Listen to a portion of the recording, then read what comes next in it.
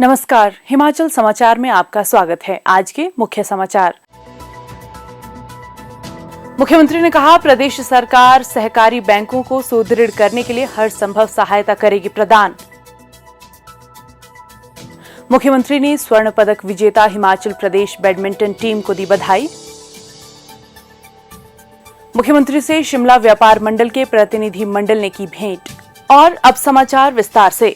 हिमाचल प्रदेश राज्य सहकारी bank limited द्वारा आज शिमला में आयोजित स्पार्क 2023 कार्यक्रम के दौरान मुख्यमंत्री ठाकुर सुखविंदर सिंह सुक्खू ने बैंक के नए लोगो का अनावरण किया। इसके अलावा उन्होंने बैंक की इंटरनेट बैंकिंग सुविधा academy for agriculture entrepreneurship development for growth and empowerment और नई वेबसाइट का शुभारंभ किया।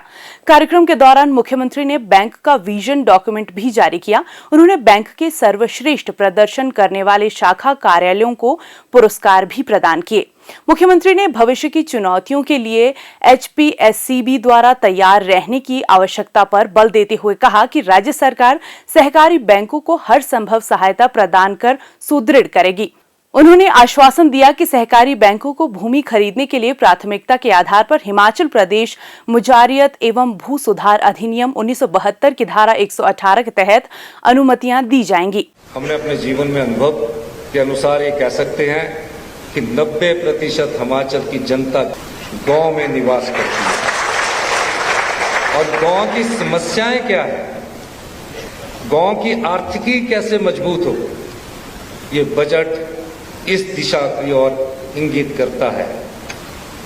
आपने बजट को कई प्रकार से कई लोगों ने नहीं देखा होगा, लेकिन हमारी योजनाओं में आने वाले समय में हिमाचल प्रदेश कोऑपरेटिव बैंक, सहयोगी बैंक बहुत बड़ी महत्वपूर्ण भूमिका अदा करने जा रहे हैं। बजट में हमने कहा है कि जो हमारी योजनाएं हैं उसमें सरकार एक सोवरेन गारंटी दे और हमारी योजनाओं को अमली जामा हमारा अपना कोऑपरेटिव बैंक और सहयोगी बैंक उसमें महत्वपूर्ण भूमिका निभाए। 6 महीने हमारी सरकार को हुए हैं।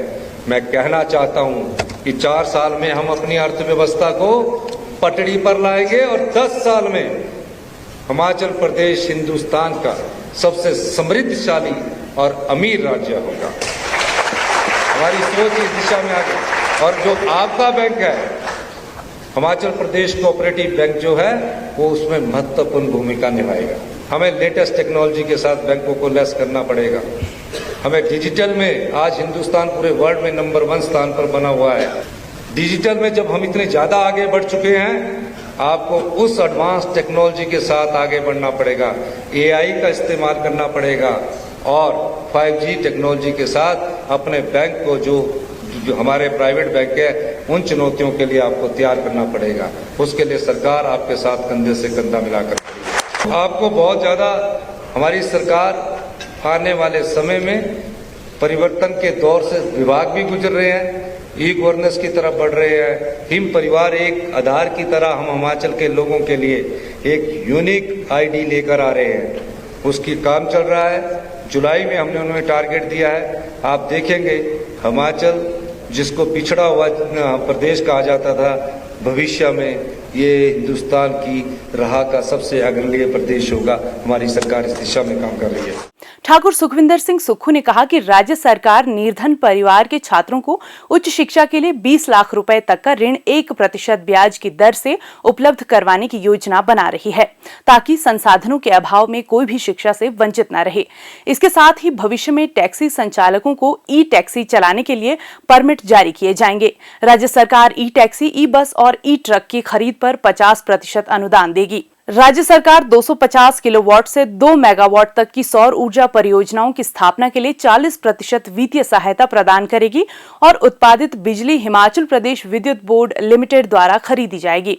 उन्होंने कहा कि सहकारी बैंक इन योजनाओं के तहत ऋण प्रदान करे, जिनकी संप्रभु गारंटी राज्य सरकार द्वारा प्रदान की जाएगी। उन्होंने कहा कि राज्य सरकार सौर ऊर्जा परियोजनाओं की स्थापना की योजना के लिए सहकारी बैंक को प्रमुख बैंक बनाएगी।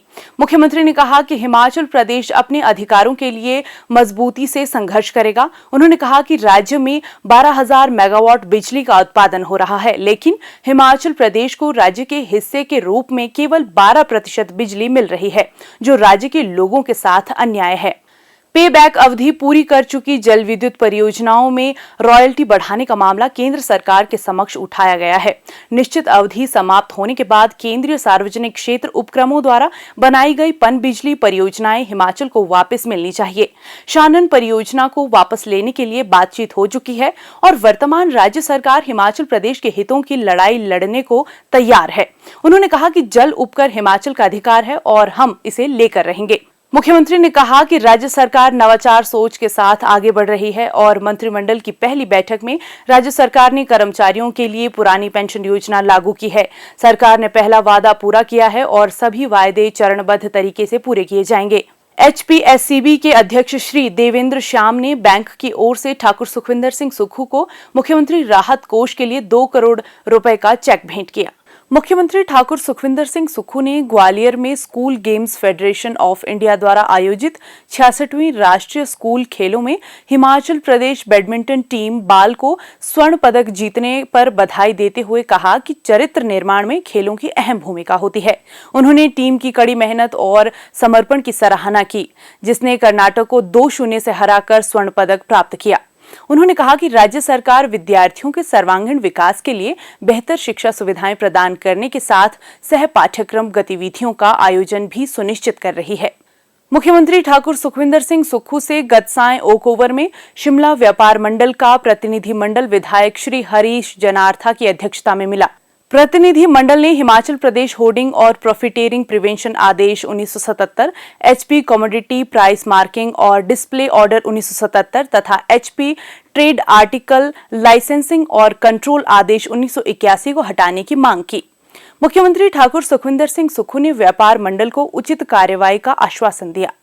हिमाचल समाचार देखने के लिए सब्सक्राइब करें YouTube channel information and public relations department HP, follow करें ट्विटर @DPR-HP, लाइक करें Facebook page information and public relations department Himachal Pradesh, visit करें वेबसाइट www.himachalpr.gov.in। इस अंक में इतना ही, कल फिर होगी मुलाकात। दीजिए इजाजत, नमस्कार।